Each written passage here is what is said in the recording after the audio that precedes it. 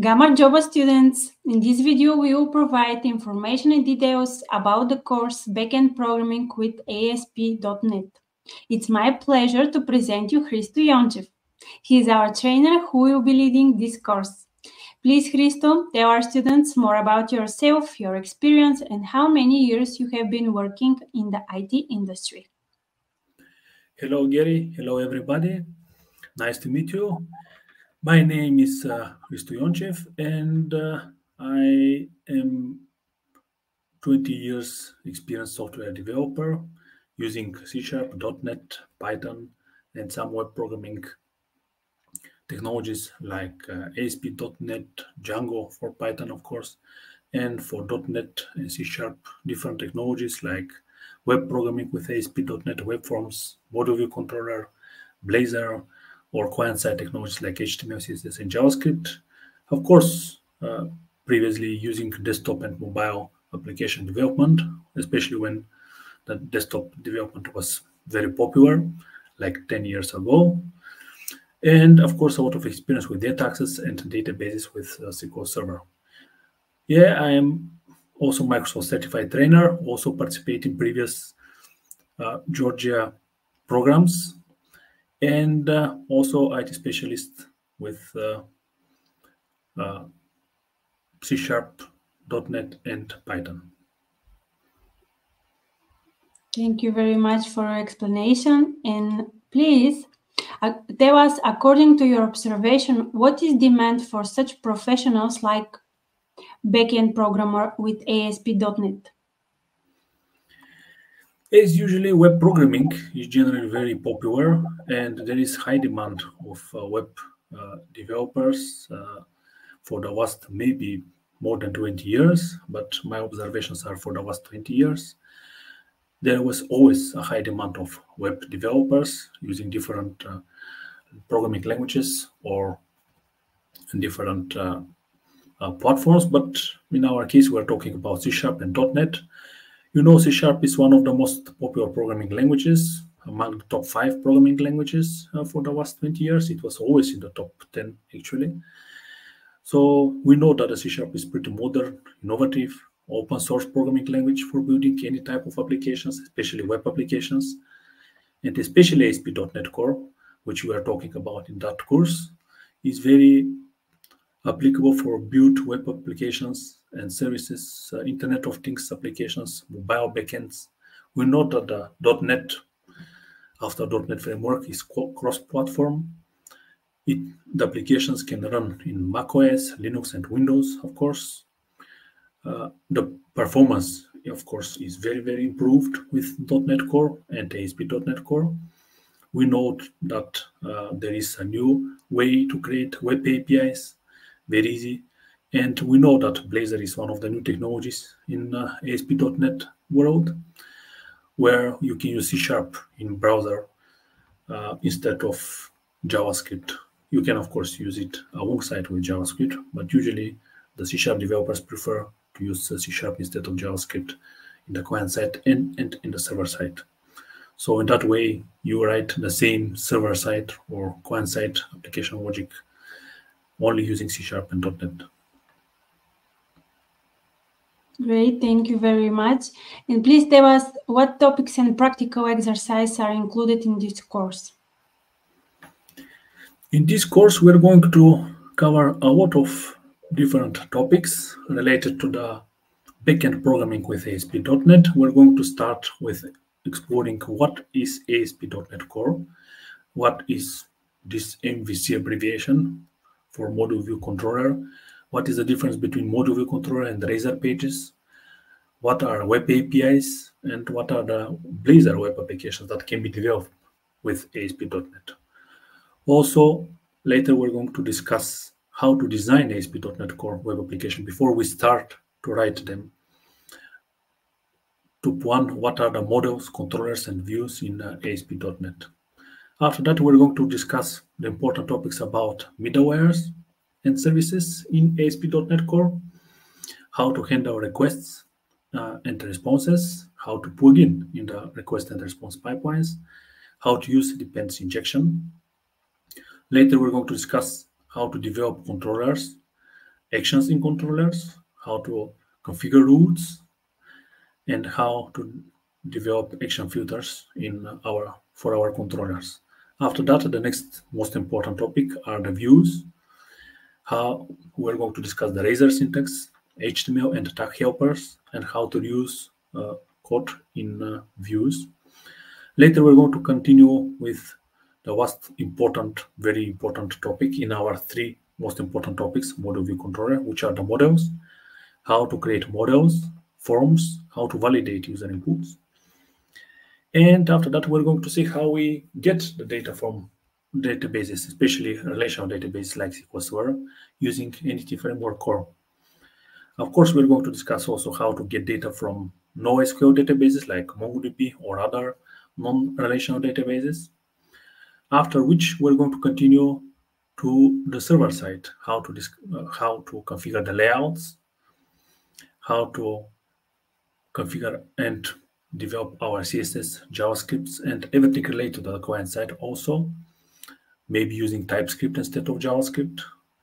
After which, we're going to switch a little to a Blazor WebAssembly and Blazor server. We're going to compare them and to discuss when to use Blazor or when to use MVC, model view control, to develop different type of web applications. After which, of course, the important topic about the testing and troubleshooting. The main focus will be unit testing, how we unit test our model view controllers.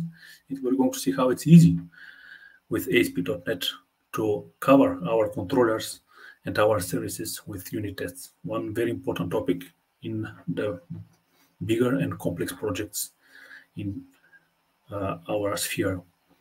So later, of course, security is also important topic, authentication, authorization, and defending from attacks. We know the modern tendency in web programming, and these are important topics.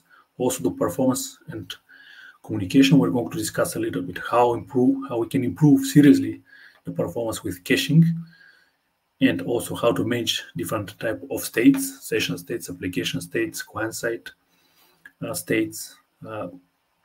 Also, we're going to discuss two-way communication with WebSockets or SignalR in ASP.NET. And of course, we cannot avoid discussing web APIs. Web APIs are very important, especially when we need to integrate our systems with other systems or vice versa. If we have enough time, we're going to discuss how we design our databases, our database model, and how we create different type of queries against our database, like select, insert, update, delete queries, and how we actually also get this data from and in ASP.NET web applications. So these are all the topics that we're going to cover in this course. Of course, in our course, probably we're going to discuss and answer different questions when they arise, but these are generally the topics that we plan to discuss in our course. Thank you very much. And the next question for you is, how would you define the prerequisites for this course? What skills should potential students already have to get the most from the training? That's a good question, of course, because as you see, there is a lot of topics which we're going to discuss, and there is a kind of prerequisites, which is good to students to satisfy. For example, as you see, we do not start with what is the programming language C#, what is .NET. We directly start with ASP.NET, which means that it is better if you have some professional experience, like at least 1 to 3 months with C# and .NET.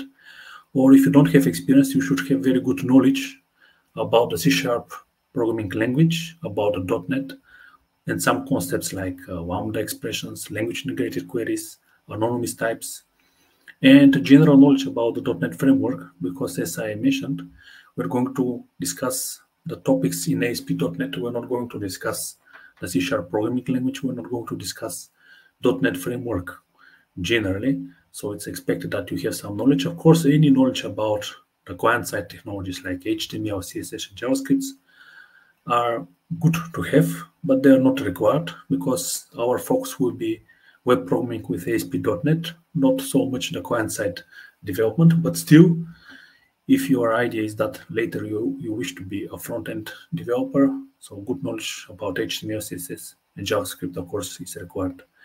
Of course, if you have knowledge about how to query manipulate data with edu.net, this will be beneficial, and it would be nice to have in our course. But this is generally our prerequisites. Some experience, like generally, to summarize, 2-3 months, or good knowledge about C# and .NET. That's how you will get the most benefits from that course. Thank you very much. And what international certificate will our students get after successfully passing the exam at the end of the training course? After successfully passing the exam, our students will have one internationally recognized certificate, which is from the company PeopleCert. The full name of the certificate is PeopleCert Dev Skills Advanced Certificate for C#. So with that certificate, you will prove your knowledge about object-oriented programming, web design and development with ASP.NET, of course, relational database knowledge. That's why we're going to cover that topic in our course. Also software testing, unit testing, and debugging web applications with Visual Studio. And of course, model view controller and other technologies that exist in ASP.NET, like the one that we mentioned, Blazor, and so on and so on. All these topics will be covered in our course, of course. Great. And what job positions are suitable for specialists who just completed this course? After this course and after this certificate, because this course from my point of view is pretty advanced, I perfectly sure that everybody can continue to work as a software developer, and they can start and search for a job like a software web developer. But generally in software development and engineering, maybe front-end developer, maybe back-end developer, maybe full-stack developer.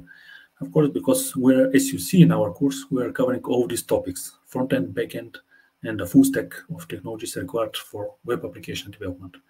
Of course, our course is web application programming with ASP.NET or back-end programming, but we are going to cover also the front-end technologies, as we mentioned, CSS, JavaScript, and HTML in deep enough details for you to continue even as a front-end developer from after our course. So this course is covering a lot of topics, which is nice. And after that, from my point of view, everybody can continue to work as a web developer.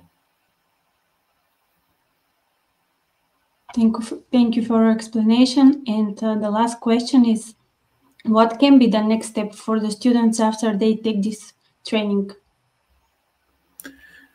After this training is, as we discuss, about web development. So from my point of view, the next steps are just seeking a job as a web developer or full stack developer, if you wish.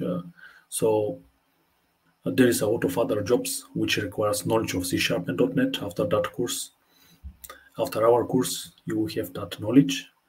So from my point of view, this course is enough later to find easily a job for all these job roles that you see in your screen.